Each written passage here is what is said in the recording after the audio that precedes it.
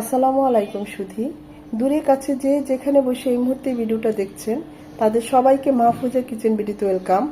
আজ বিফ কিমা শিক কাবাব করব, মানে বিফটাকে কিমা করে শিক কাবাব করেছি। এটা চিকেন দিয়েও করা যাবে, মাটন দিয়েও করা যাবে, একই রেসিপিতে করা যাবে। সেম রেসিপি, টেস্ট যার যার অনুযায়ী। বিফের টেস্ট একরকম, চিকেনের টেস্ট একরকম, মাটনের টেস্ট একরকম। অসম্ভব মজা, খুবই সহজ, একদম অল্পতেই হয়ে যায়, ঝামেলাবিহীন। আশা করি ভিডিওটা আপনাদের ভালো লাগবে। তা আমি কিভাবে আজকে বিফ কিমা শিক কাবাবটা করেছি সেটাই আপনাদের সাথে শেয়ার করব।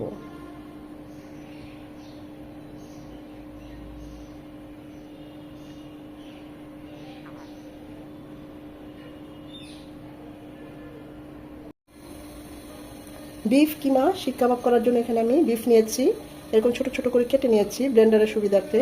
আপনারা চাইলে হাতেও কিমা করে নিতে পারেন বা দোকান থেকেও কিমা করে আনতে পারেন। একদম সলিড মাংসগুলো নিয়েছি, সাথে সামান্য একটু যে মাংসের মধ্যে যে চর্বিগুলো ছিল সেটা সহ নিয়েছি, এতে কাবাবটা অনেকটা জুসি হয়।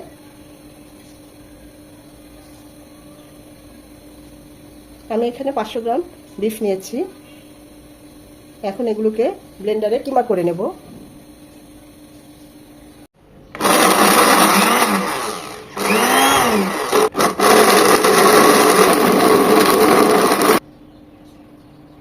কিমাটা এরকমই হবে, একটু দানা দানা থাকবে, মানে সামান্য একটু যেন মুখে দিলে লাগে, একদম পুরোপুরি আমরা মিহি করব না। বিফ কিমাটা এক পাশে থাক। এখন যে কাজটা করব, এখানে হাফ কাপ পেঁয়াজ কুচি নিয়েছি ব্লেন্ডারের সুবিধার্থে, একটা রসুন মিডিয়াম সাইজের এভাবে একটু কুচিয়ে নিয়েছি আমি, আর নিয়েছি 4টা কাঁচামরিচ। এই এখন এই সব কিছু আমি চপ করে নিব, একদম পুরোপুরি মিহি করব না, জাস্ট কিছুটা দানা দানা থাকবে কিমাটার মতো।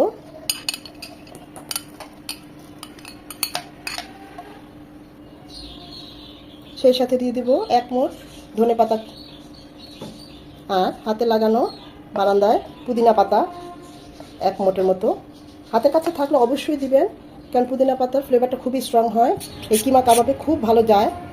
না থাকলে নাই, ধনেপাতা দিলেই চলবে।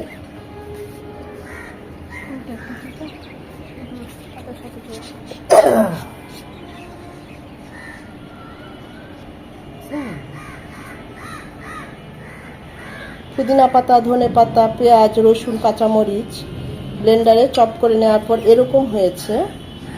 এর চেয়ে বেশি চপ করব না, দুই একটা একটু আস্তে আস্তে রয়েছে, সমস্যা নাই। এটা আমরা যখন কিমার সাথে মেশাবো তখন হাত দিয়ে মিশিয়ে নেব।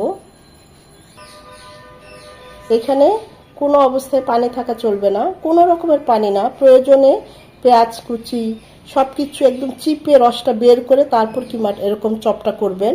ঠিক এই যে আমি বিফটাও যেভাবে কিমাটা করেছি, এখানে কিন্তু কোনো পানি নাই, তাহলে কিমা কাবাবটা কিন্তু সুন্দর হবে না। দেখুন একদম ঝরঝরে হবে, পানি ছাড়াই এভাবে কিমা করতে হবে, চপ করতে হবে।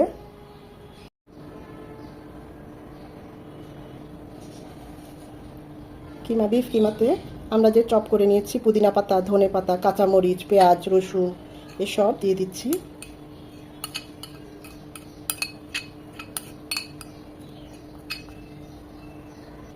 দুই চামচ আদা রসুনের পেস্ট, এখানে একদম পানি ছাড়া আদা রসুনটাকে পেস্ট করে নিয়েছি। ঝালটা যে যেমন পছন্দ করেন ওই অনুযায়ী দিবেন। আমি তো 2 চামচ চিলি ফ্লেক্স দিলাম, আপনারা এখানে শুকনো মরিচ গুঁড়ো দিতে পারেন চাইলে। 2 চামচ শুকনো মরিচ গুঁড়ো, 1 চামচের একটু কম হলুদ গুঁড়ো,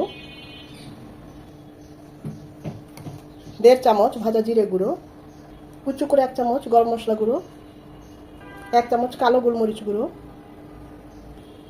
2 টেবিল চামচ রান্নার যে রেগুলার সয়াবিন তেল সেটা দিয়ে দিচ্ছি,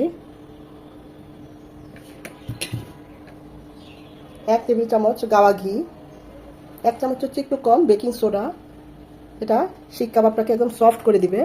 স্বাদ মতো লবণ, আমি এখানে 2 চামচ দিলাম, 2 পিস লেবুর রস,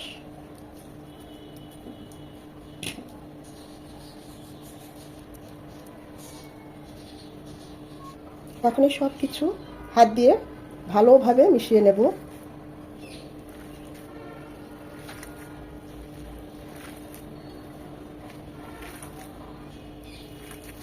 বাইন্ডিংয়ের জন্য আমি উঁচু করে 1 টেবিল চামচ কর্নফ্লাওয়ার দিচ্ছি। আপনারা চাইলে ভেষনও দিতে পারেন, তবে ভেষন দিলে অবশ্যই একটু টেলে দিবেন, হালকা করে ভেষনটা একটু টেলে দিবেন।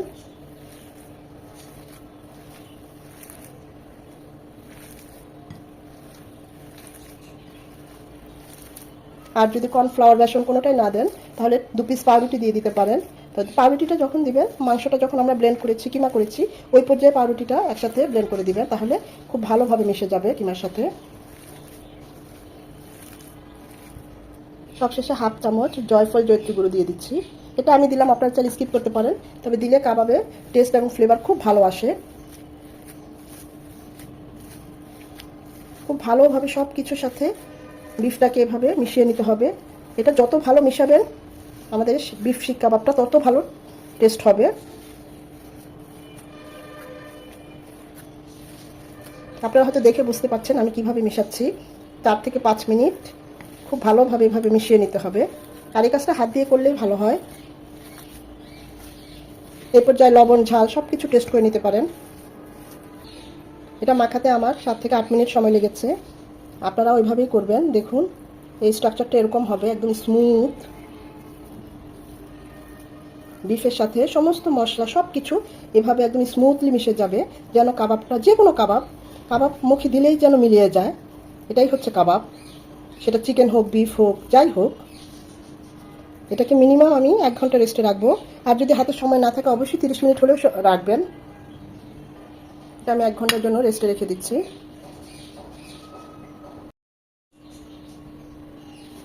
আমি তো এই ধরনের শিক নিয়েছি, এগুলো নিয়েছি, আবার এই ধরনের নিয়েছি। আপনার চাইলে আইসক্রিমের কাঠি বা আরেকটা ব্যাম্বো মানে বাঁশেরই স্টিক্স পাওয়া যায়, যে কোনো স্টিক্সেও এই শিকটা করতে পারেন, আবার রডের শিকগুলোতেও করতে পারেন।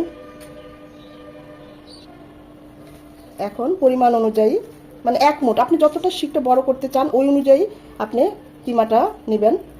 আমি 1 মুঠ অনুযায়ী নিলাম। ছোট চাইলে আরেকটু ছোট ছোট অল্প করে নিতে পারেন, আবার বড় করলে আরেকটু বড় বড় করে নিতে পারেন।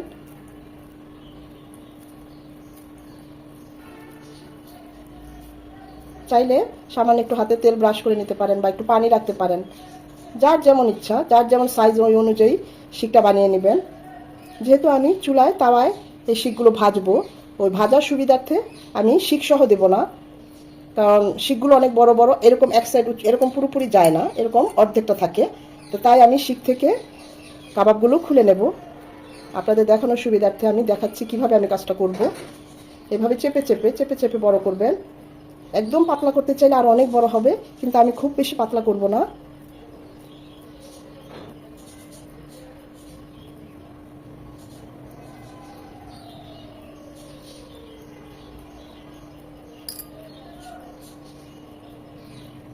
যেন সব সাইড একদম সমান থাকে।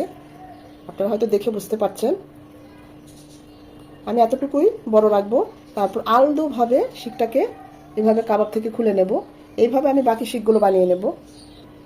আমি আরও একটা শিক আপনাদের করে দেখাচ্ছি। সবগুলো শিক এখন বানিয়ে ভাজবো না, বাকিগুলো ডিপ ফ্রিজে রেখে দেব।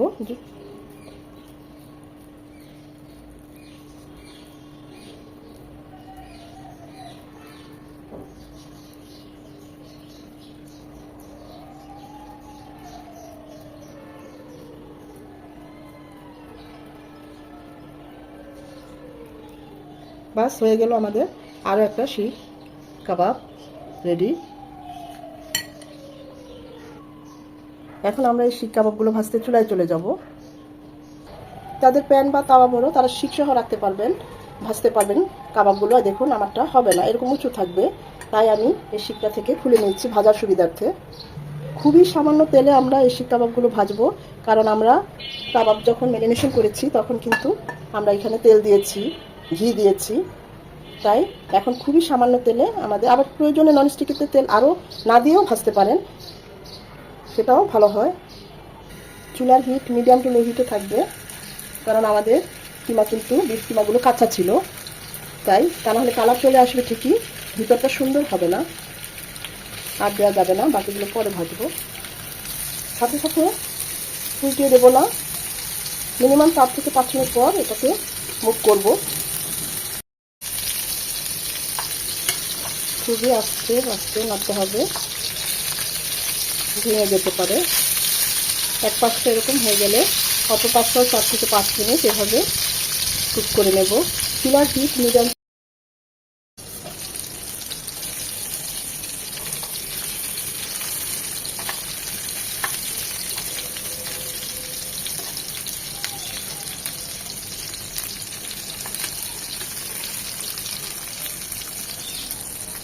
এপাশ ওপাশ করে সব দিক এভাবে আস্তে আস্তে ভেজে নেব।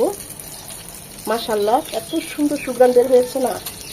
এই কিমা শিক কাবাবটা খেতেও খুবই মজা, এতটা মোলায়েম, মুখে দিলে একদম মিলিয়ে যাবে। আসলে কাবাবের বৈশিষ্ট্যই হচ্ছে এমন ভাবে হতে হবে যেন মুখে দিলে মিলিয়ে যায়। কাবাব মানেই হচ্ছে এটা।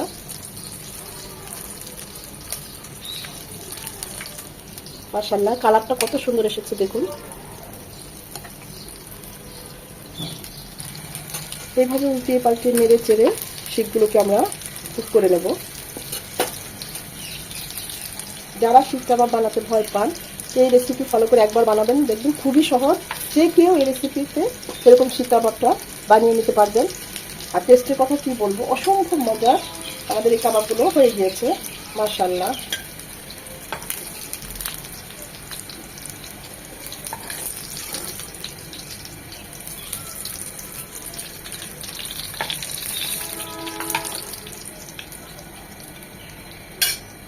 আমাদের আর তেল লাগবে না, এই তেলে এই কাবাব দুটো ভেজে নেব।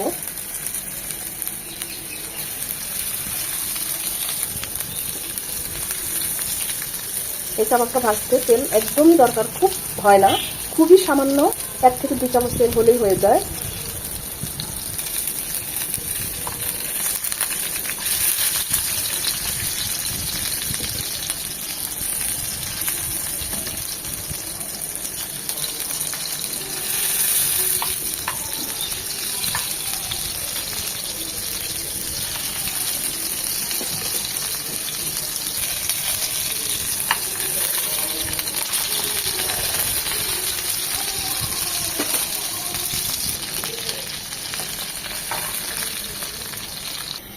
এই কাবাবের মধ্যে একটা স্মোকি ফ্লেভার আনার জন্য আমি এখানে ধোয়া ওঠা কয়লা রাখছি।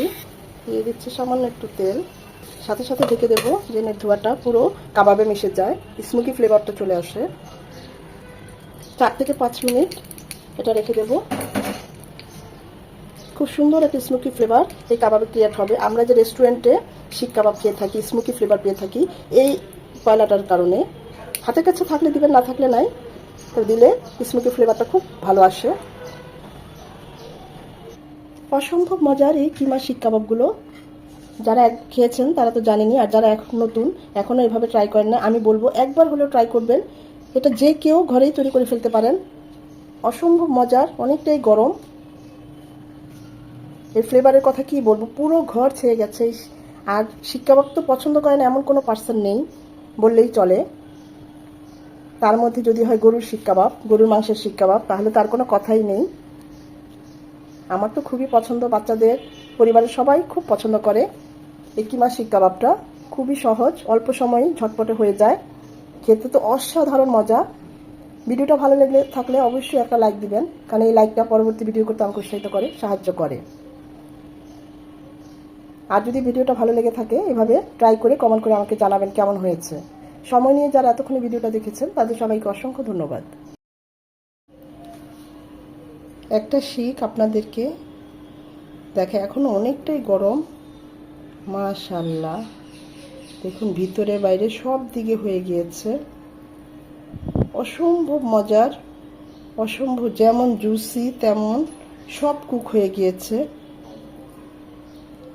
একদম মোলায়েম, সফট।